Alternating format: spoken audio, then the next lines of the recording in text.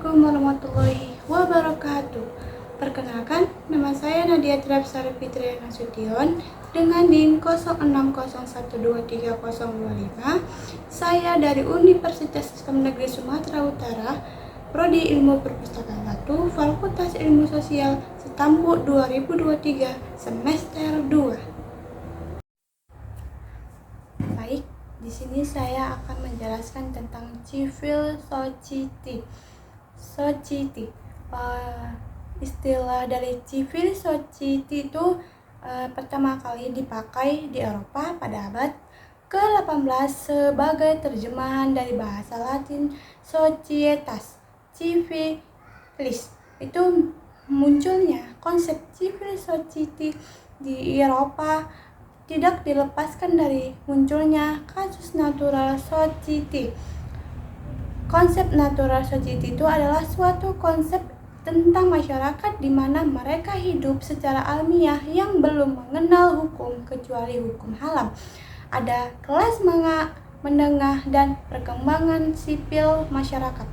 Yang pertama ada perkembangan yang terjadi dari awal zaman reformasi menunjukkan perkembangan yang misalnya tidak dapat dikontrol, di mana kekuatan rakyat jauh melampaui kekuatan negara melalui suatu gerakan-gerakan massa yang disertai dengan tindakan masyarakat, kemudian paksaan kehendaknya.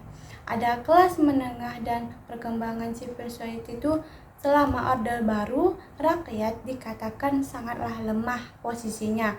Itu salah satu faktor yang menyebabkan lemahnya rakyat yang tidak muncul kaum borjuis dan kelas menengah yang mandiri. Analisanya terhadap kaum borjuis dan kelas menengah di Indonesia sejak tahun 1978 sampai 1996 menunjukkan bahwa meskipun telah tumbuh bermacam kelas menengah dan borjuis yang cukup mampu menghimpun kapital dalam jumlah yang besar, namun mereka itu tetap tidak mampu mengubah kemampuan sosial ekonominya untuk menjadi independen dari negara dan mampu mendesak accountability terhadap negara. Ada dasar pandang civil society itu sebuah komitmen hidup bersama antar kekuatan dalam kekuasaan, di mana kebijakan yang berimplikasi negatif dapat dicegah. Karakteristik civil society adalah Daniel Bell mengemukakan bahwa ada 3 ciri utama yang menandai civil society, yaitu yang pertama, kemandirian yang cukup tinggi dari individu-individu, kelompok-kelompok dalam masyarakat. Yang kedua, adanya ruang publik yang bebas, free public sphere, sebagai wahana bagi keterlibatan politik secara aktif dari warga negara melalui wacana dan praksis yang berkaitan dengan kepentingan publik.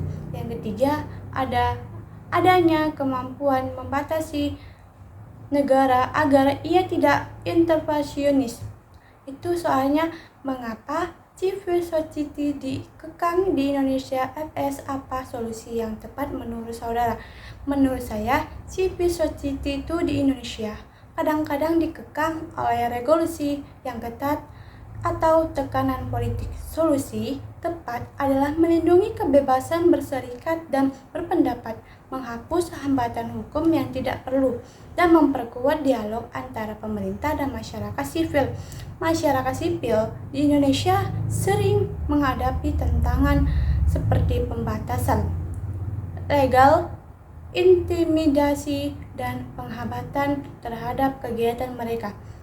Solusi yang tepat termasuk memperkuat perlindungan hukum bagi organisasi masyarakat sipil, meningkatkan dialog di antara pemerintahan dan masyarakat sipil, serta mempromosikan kebebasan berpendapat dan berorganisasi masyarakat sipil dikekang di Indonesia, dan solusi yang tepat masyarakat sipil dikekang di Indonesia karena beberapa faktor seperti korupsi dan nepotisme. Untuk mengatasinya, perlu dilakukan upaya-upaya untuk mempertahankan dan mengembangkan nilai-nilai budaya yang memiliki kesamaan ciri-ciri fisik, cita-cita, serta tujuan yang ingin dicapai.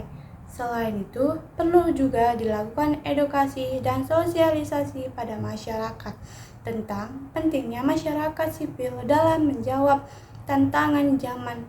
Dalam hal ini, perlu dilakukan dan analisa strategi yang tepat untuk mempertahankan keberadaan identitas nasional dan menjamin keamanan serta keselamatan warga negara.